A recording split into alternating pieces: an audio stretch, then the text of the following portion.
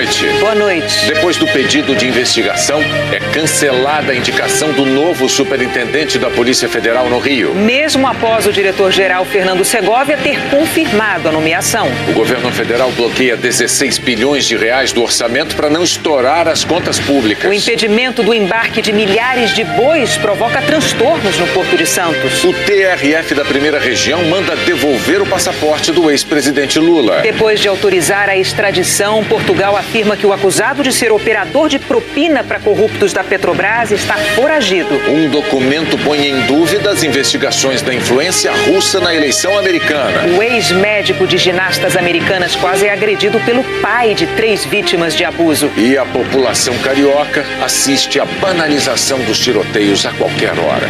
O Jornal Nacional está começando. Pesquisadores brasileiros conseguiram responder a uma pergunta que intrigava todo mundo. Por que é que algumas mulheres que contraíram Zika na gravidez tiveram filhos com microcefalia e outras não? Lucas se desenvolve como qualquer menino de 2 anos. Laurinha é uma batalhadora enfrentando suas dificuldades. Os dois são gêmeos não idênticos, nasceram da mesma barriga em placentas diferentes. A mãe, Jaqueline, teve Zika na gravidez. Laurinha nasceu com microcefalia, Lucas não. Uma ultrassom de 7 meses, eles viram que um crânio do bebê não crescia. Minha filha não ia ser igual ao meu filho, né? Que ela ia ter as dificuldades. Por que a diferença? O que intrigou os pais chamou a atenção da ciência e o caso deles e de outros gêmeos passaram a ser estudados no Centro de Estudos do Genoma Humano da Universidade de São Paulo. Eu me sinto, assim, honrado, né? Porque se ajuda, se é para ajudar, para mim é bom. E como ajudou? Os pesquisadores colheram amostras de sangue de 3 pares de gêmeos não idênticos e transformaram as células do sangue em células do cérebro. Essas células foram infectadas com o vírus da Zika.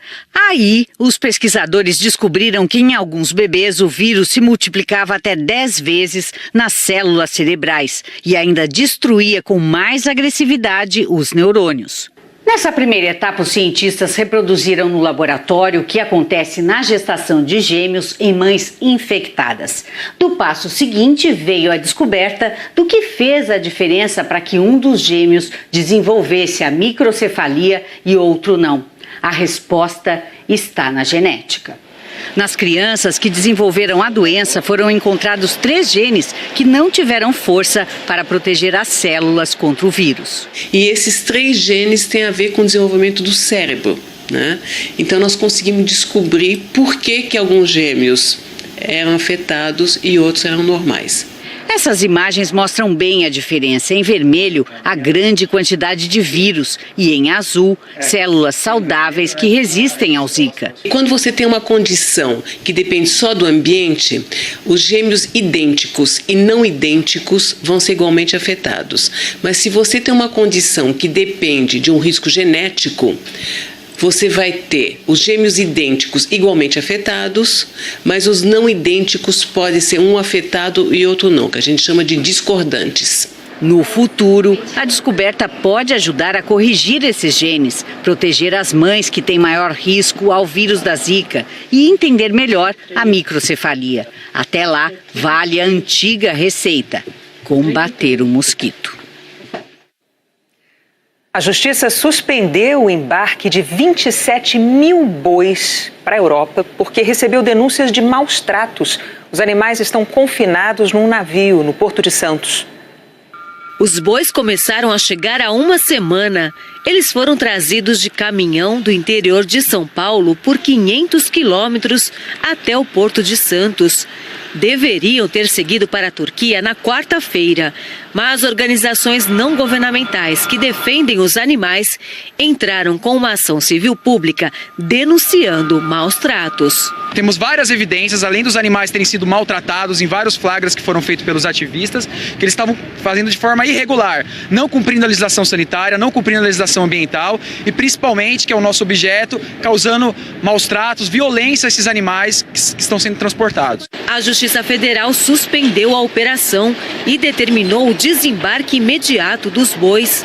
também fixou uma multa de R$5 milhões em caso de descumprimento. Em nota, o Departamento de Saúde Animal do Ministério da Agricultura, Pecuária e Abastecimento declarou que a demora para seguir a viagem causou muito mais prejuízos do ponto de vista do bem-estar animal do que o que é atribuído pelas ONGs e que gerou o impasse. A empresa Minerva Foods, responsável pela carga, foi multada em R$3,5 milhões pela Prefeitura de Santos. Além dos maus-tratos, fiscais comprovaram que o embarque dos animais provocou também danos ambientais. Em vários pontos da cidade, a população reclama de um forte cheiro de esterco. Um cheiro bem forte, incomoda bastante. A semana toda tem esse cheiro. Essas imagens gravadas pela Prefeitura mostram o esterco sendo lançado dos caminhões nas ruas de Santos.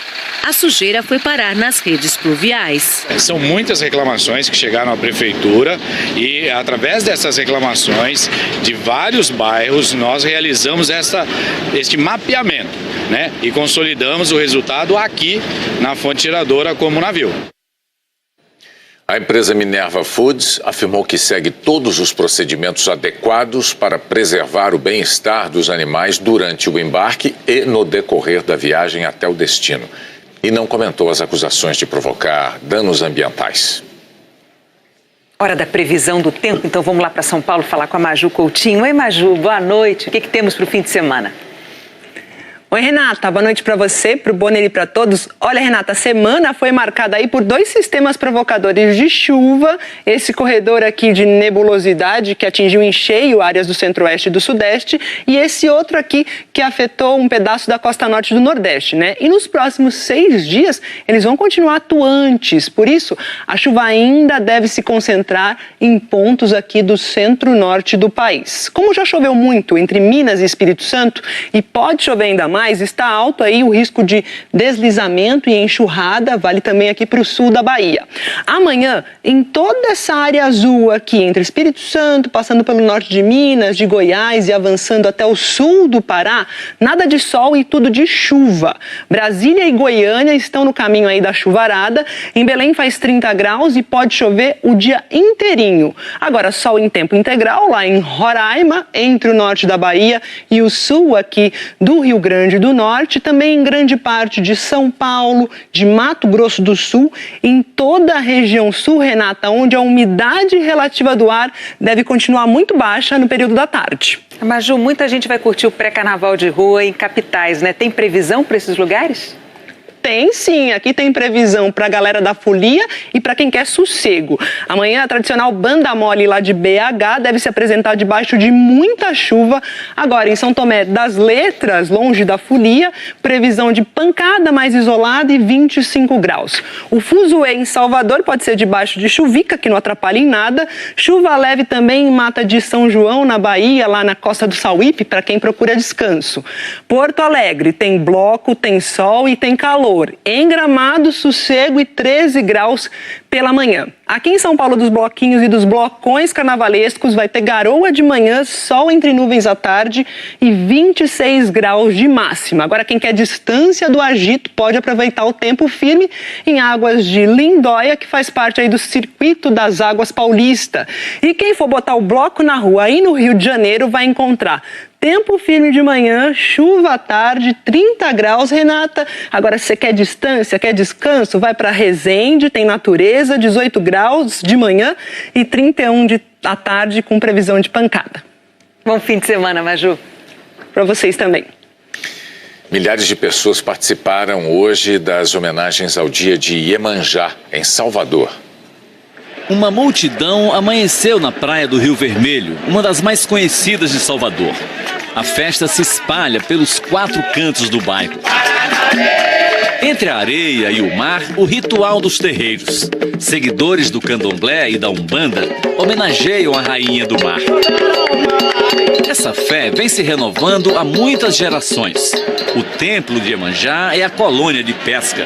E partiu dos pescadores as primeiras homenagens há quase um século. Quando ela recebe muitos presentes, ela retribui mandando muito peixe pra gente. E se depender de presentes, a fartura está garantida. A fila para o barracão que concentra as oferendas atravessa a praça. Dona Joelma precisou de ajuda para carregar o dela. Não tá pesado esse presente?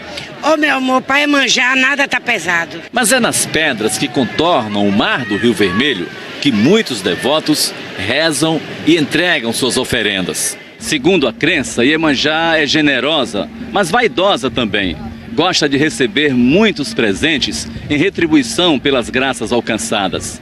De preferência, flores, porque além de agradar a divindade, é biodegradável, não polui o mar.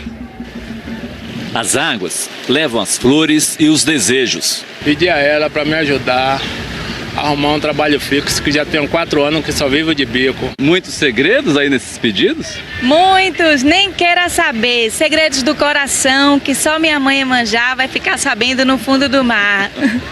Os balaios carregados de flores e o presente dos pescadores são entregues em alto mar, a 5 milhas da praia.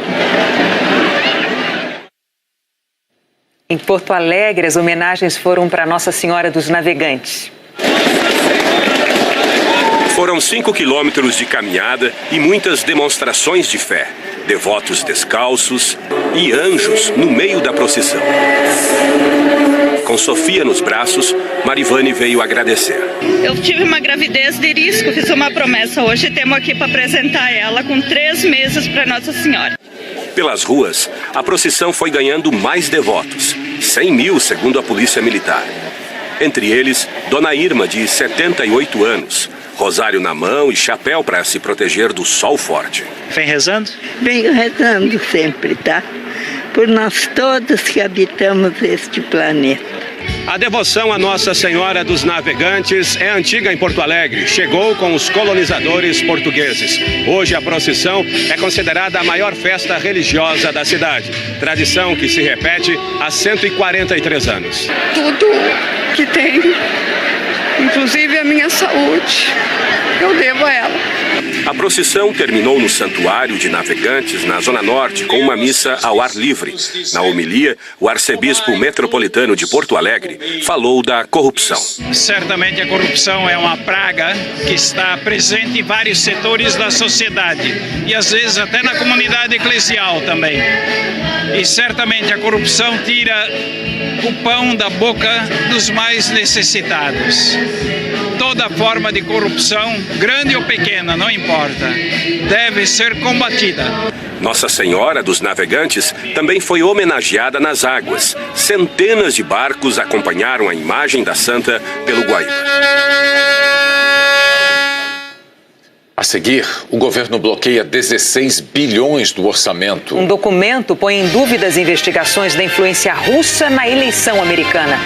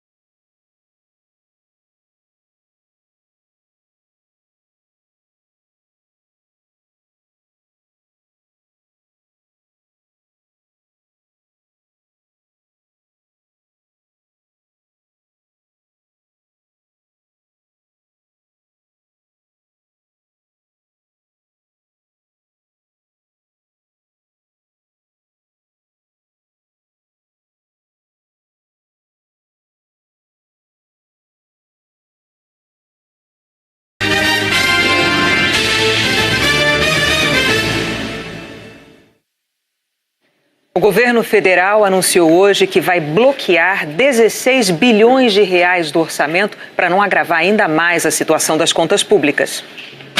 Na projeção do governo, o crescimento da economia este ano passou de 2,5% para 3%. E o buraco nas contas públicas do país poderá diminuir 4 bilhões. Mesmo assim, a previsão ainda é de um rombo imenso de 155 bilhões de reais. O governo anunciou que vai bloquear 16 bilhões de reais. 8 bilhões estão bloqueados até que todo o dinheiro de uma eventual privatização da Eletrobras entre no caixa público. O projeto de lei com os detalhes da venda ainda precisa ser aprovado na Câmara e Senado antes de o leilão ocorrer. Outros 8 bilhões ficam congelados até que o governo consiga aprovar também no Congresso o remanejamento de despesas nas áreas de educação, defesa civil. O ministro do Planejamento explicou que o governo ainda vai tentar, na Justiça, adiar o reajuste dos funcionários públicos, que representaria 5 bilhões de reais em economia. O ministro Diogo Oliveira voltou a falar da importância em aprovar logo a reforma da Previdência. Enfatizou que o Brasil se endivida mais a cada ano para pagar a conta das aposentadorias, que está em desequilíbrio e cresce sem controle. E já fala em negociar mudanças no texto da reforma, desde que tragam votos para a aprovação. Pode ter algumas pequenas alterações, desde que isso assegure a aprovação. Não vai sair uma reforma desfigurada, que não tem impacto, não vai sair. Vai sair uma reforma que respeita os princípios básicos de igualar os regimes, digamos, melhorar o sistema previdenciário. Já há alguns anos o governo está se endividando para pagar a Previdência.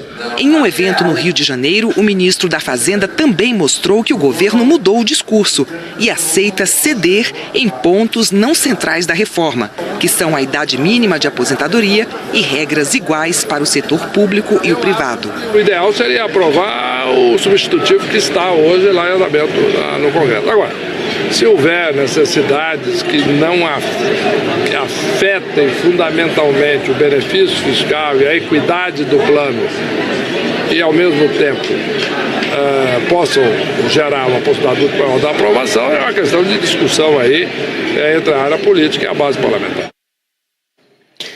O ministro Alexandre de Moraes, do Supremo Tribunal Federal, derrubou uma decisão liminar de um juiz que tinha proibido a privatização da Eletrobras. O ministro Alexandre de Moraes afirmou que cabe somente ao Supremo avaliar se uma medida provisória é ou não constitucional. A sexta-feira foi de queda nas bolsas de valores. Como a economia americana criou mais empregos do que o previsto em janeiro, cresceu a preocupação de que a inflação de lá aumente e que o Banco Central deles precise subir os juros. Com isso, a Bolsa de Nova York caiu 2,5%, a de São Paulo quase 2%. Foi divulgado hoje nos Estados Unidos um memorando que questiona a imparcialidade da investigação sobre a influência russa na eleição do presidente Donald Trump. É uma desgraça, disse o presidente americano. Tem gente que devia ter vergonha do que fez. Donald Trump se referia a um memorando, até então secreto, que acusa a Polícia Federal Americana e o Departamento de Justiça de terem agido ilegalmente para espionar a campanha dele à presidência em 2016. O memorando, de 3 páginas e meia, conta que em julho de 2016, o FBI pediu a um juiz federal autorização para grampear um funcionário da campanha de Trump, Carter Page, suspeito de ser agente russo. Segundo o memorando, as informações passadas ao juiz vieram de um dossiê pago pela campanha da então candidata democrata Hillary Clinton. O FBI teria omitido esse financiamento do Partido Democrata quando apresentou o pedido de grampo ao juiz. Na segunda-feira, os republicanos do Comitê de Inteligência da Câmara decidiram publicar o memorando, uma medida sem precedentes e que precisa de autorização presidencial. E hoje, Trump deu essa autorização.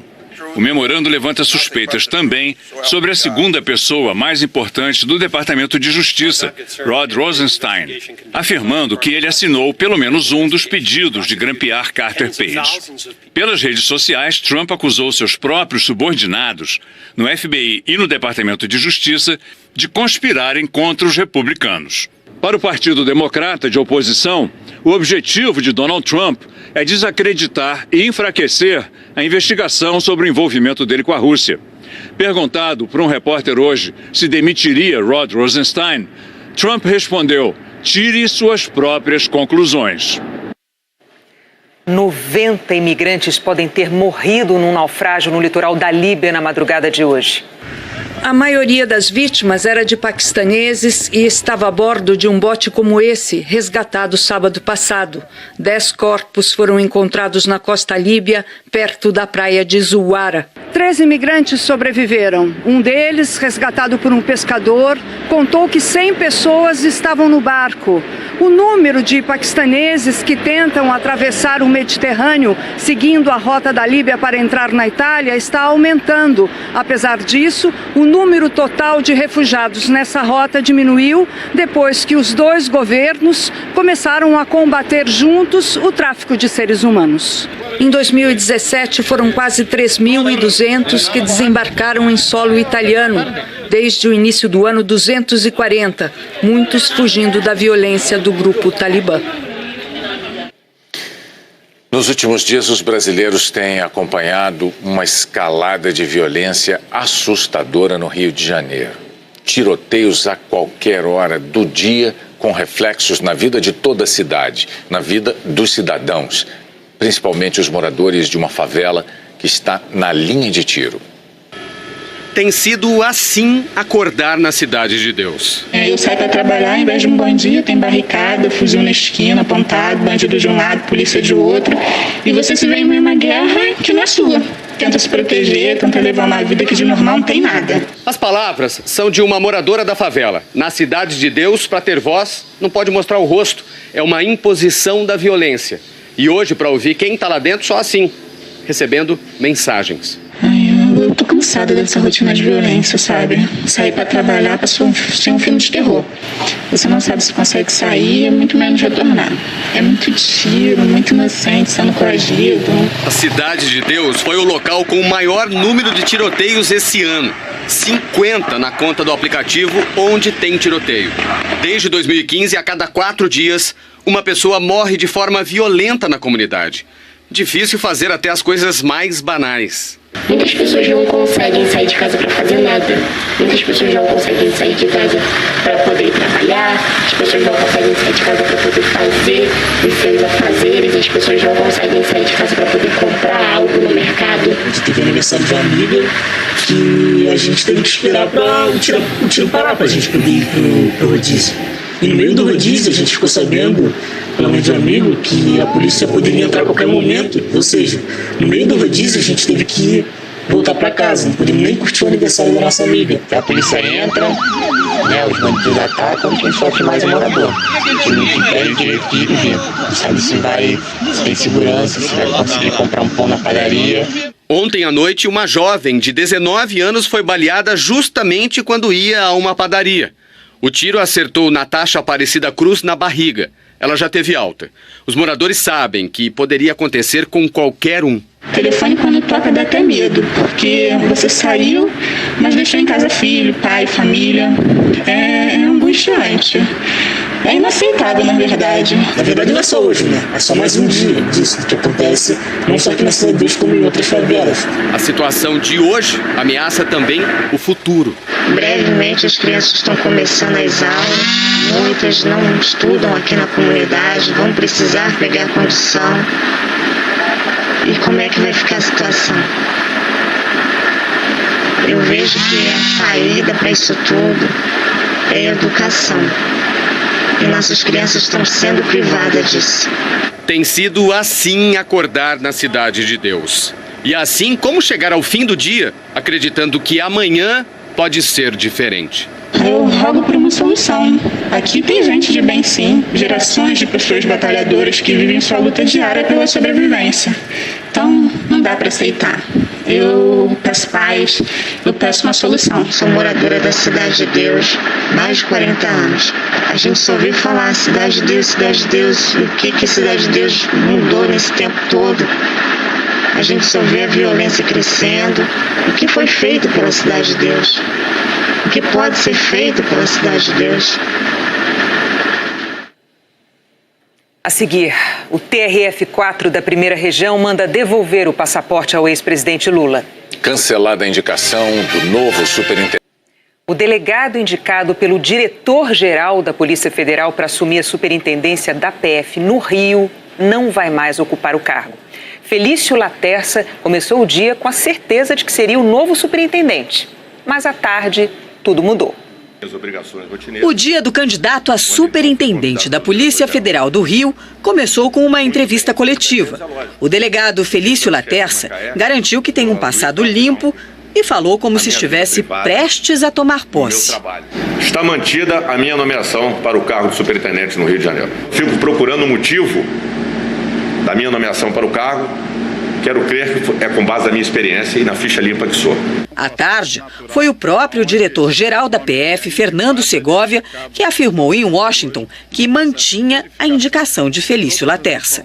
Sim, ainda está mantida, estamos fazendo a verificação de todas essas notícias e se houver algo que desaprove o nome do doutor Felício, isso realmente será avaliado e, se for o caso, teremos que trocar a indicação. Nos bastidores, o destino de Felício Laterça estava prestes a mudar. O diretor-geral da Polícia Federal, Fernando Segovia, telefonou para o delegado para pedir explicações sobre a investigação do Ministério Público. No fim da conversa, Felício Laterça já não era mais candidato ao cargo. Oficialmente, foi Laterça quem acabou desistindo do posto. O JN mostrou ontem que, em 2017, o Ministério Público Federal abriu um procedimento para apurar a mudança da sede da PF em Macaé, no litoral norte fluminense, onde Felício Laterça é delegado. Ele transferiu a delegacia para um imóvel de um político da região, alugado pela Prefeitura de Macaé. Os procuradores apuram se o delegado se esforçou para escolher o local em troca de privilégio e cargo no Legislativo para o seu irmão. O irmão do delegado, Rodolfo Laterça, é agente penitenciário concursado e assumiu na mesma época um cargo comissionado no gabinete de um deputado.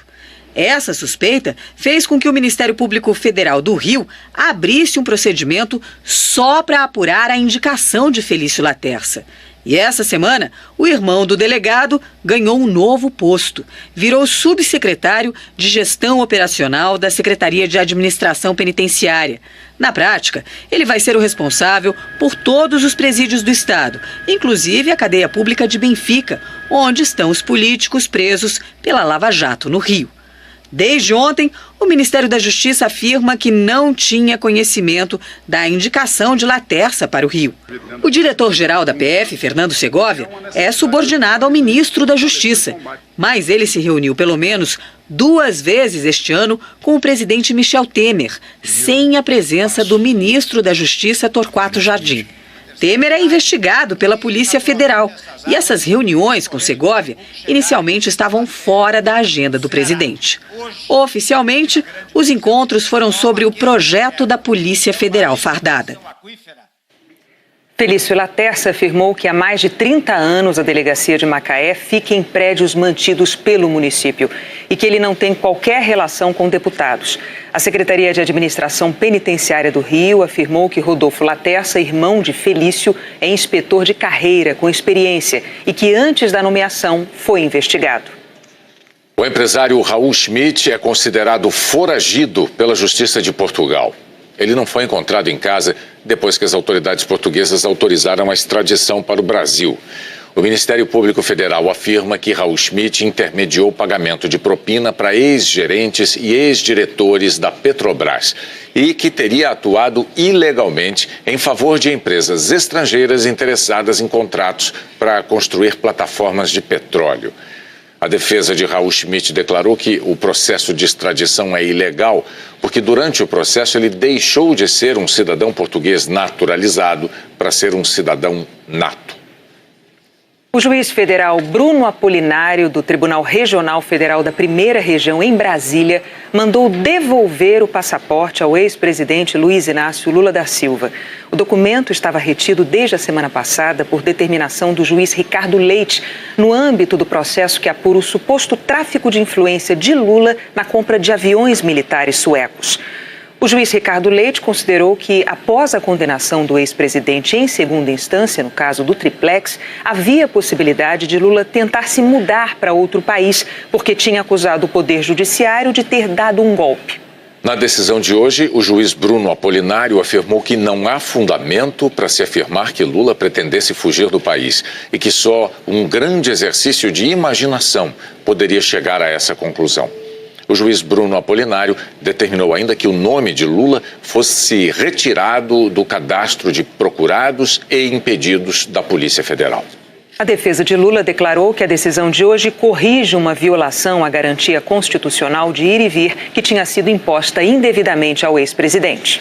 No processo do triplex no Guarujá, a defesa do ex-presidente Lula entrou hoje com mais um pedido de habeas corpus, desta vez no Supremo Tribunal Federal. No início da semana, o Superior Tribunal de Justiça negou um primeiro pedido. Nos dois casos, a defesa tenta evitar que ele seja preso. No julgamento do Tribunal Regional Federal da 4ª Região em Porto Alegre, que condenou Lula em segunda instância a 12 anos e um mês de prisão, os desembargadores determinaram que ele comece a cumprir a pena logo depois de julgados os recursos no próprio tribunal. No Supremo Tribunal Federal, o pedido vai ser analisado pelo ministro Edson Fachin, que é o relator da Lava Jato. Ele pode analisar a questão sozinho ou levar o assunto para a segunda turma da Corte. A defesa alega que, pela Constituição, Lula só pode ser preso após o trânsito em julgado, ou seja, até que não haja mais possibilidade de recurso, inclusive nos tribunais superiores. Um estudo encomendado pelos ministros Luiz Roberto Barroso, do Supremo Tribunal Federal, e Rogério Schietti, do STJ, concluiu que apenas 0,62% dos recursos de advogados de defesa julgados pelo Superior Tribunal de Justiça resultou na absolvição dos réus. Segundo os ministros, diante desses dados, voltar atrás na decisão que autorizou a execução da pena de prisão imediata para condenados em segunda instância traria pouco benefício para a justiça e incentivaria a continuidade dos esquemas de corrupção. O Supremo Tribunal Federal já bateu o martelo em 2016, quando por 6-5, os ministros decidiram autorizar o cumprimento de penas após o julgamento em segunda instância. Mas o assunto voltou à tona essa semana, depois que a presidente do STF, Carmen Lúcia, disse que essa discussão não está na pauta da corte. A ministra foi questionada depois da manutenção da sentença do ex-presidente Lula pelo Tribunal Regional Federal da 4ª Região. Hoje foi revelado o conteúdo de uma pesquisa encomendada pelo ministro Luiz Roberto Barroso do Supremo Tribunal Federal e coordenada pelo ministro do Superior Tribunal de Justiça, Rogério Schietti, uma ampla investigação feita com quase 69 mil decisões do STJ ao longo de 2 anos. Decisões monocráticas de um ministro só e de colegiado. Esse levantamento derruba o argumento de que revisões do Superior Tribunal de Justiça mudam os vereditos de segunda instância. Pelo contrário, os números mostram que as revisões são raras. Houve absolvição em apenas 0,62% das decisões do STJ. Em 1%, a pena restritiva de liberdade foi substituída por pena restritiva de direitos. Menos de 1% das decisões envolveu prescrição do crime. Pouco mais de 6% dos casos tiveram a pena reduzida. Em 2% das decisões houve diminuição da pena de multa e em 4,75% houve mudança de regime prisional. Os ministros Luiz Roberto Barroso e Rogério Schietti assinaram um artigo hoje no jornal Folha de São Paulo, em que comentam os resultados da pesquisa e destacam: a soma dos percentuais de absolvição e de substituição de pena é de 1,64%, revelando o baixo número de decisões reformadas que produzem impactos sobre a liberdade dos condenados. No artigo, os autores ressaltam também que há pouquíssimos condenados por corrupção nas cadeias brasileiras. Os presos por corrupção e delitos afins correspondem a menos de 1% do total. Criminosos do colarinho branco, que só na aparência não são violentos, muita gente morre e adoece por conta dos dinheiros desviados, utilizam sucessivos recursos, adiando o julgamento definitivo, o que não raro leva à prescrição. Com essas pessoas, o sistema é bem manso. Os ministros destacaram a decisão do STF sobre prisão após julgamento em segunda instância. Em 2016, por 3 vezes, o Supremo Tribunal Federal deu um importante passo para mudar esse quadro e assim passou a permitir a execução da pena após a decisão de 2º grau, como é em quase todo o mundo. Como os números mostram que a reforma de condenações é rara, Barroso e Schietti afirmam que não há porquê o Supremo voltar atrás nessa decisão. Diante desses dados, é ilógico moldar o sistema em função da exceção e não da regra. Barroso e Schietti complementam. Voltar atrás nessa matéria traz pouco benefício para a justiça e grande incentivo à continuidade dos esquemas de corrupção, já que a redução do risco de ser punido manterá a atratividade do crime e trará desestímulo à colaboração com a justiça. Em vez de incentivar empreendedores honestos, o sistema continuará a favorecer quem transgride as leis penais. A sessão de ontem no Tribunal Superior Eleitoral marcou o início dos trabalhos na Corte e também a despedida de Gilmar Mendes como presidente do TSE. Ele recebeu homenagens e destacou que as soluções para o Brasil passam pelo processo eleitoral. Nos 2 anos à frente da mais alta corte eleitoral, Gilmar Mendes comandou as eleições de 2016 e o julgamento das contas de campanha da chapa Dilma Rousseff e Michel Temer. O discurso de despedida do ministro foi de críticas à corrupção e de apelos ao entendimento. Temos vivido, nos últimos tempos, escândalos de corrupção dos mais assombrosos, os quais, de uma forma ou de outra, estão ligados à questão do financiamento de campanha. Portanto, não há como nos furtar ao fato de que as soluções institucionais que o Brasil hoje reclama passam necessariamente pelo Tribunal Superior Eleitoral. Vivemos tempos estranhos, em que as pessoas estão com os ânimos acirrados. Amigos apartam-se meramente em razão de divergências políticas. Pessoas de bem contaminadas por esse clima de adversidade insurgem-se, por vezes agressivamente, contra o próximo. É exatamente em momentos assim que os homens públicos precisam elevar-se e demonstrar ao máximo os respeitos e o respeito pelas regras e pela lei em vigor. Gilmar Mendes recebeu homenagens de todos os ministros do TSE. Luiz Fux, que vai assumir a presidência do tribunal, destacou o trabalho do ministro. Eu diria que uma grande marca de Vossa Excelência é exatamente defender com muita bravura, valentia, as instituições a que Vossa Excelência pertenceu durante essa sua longa história na vida pública.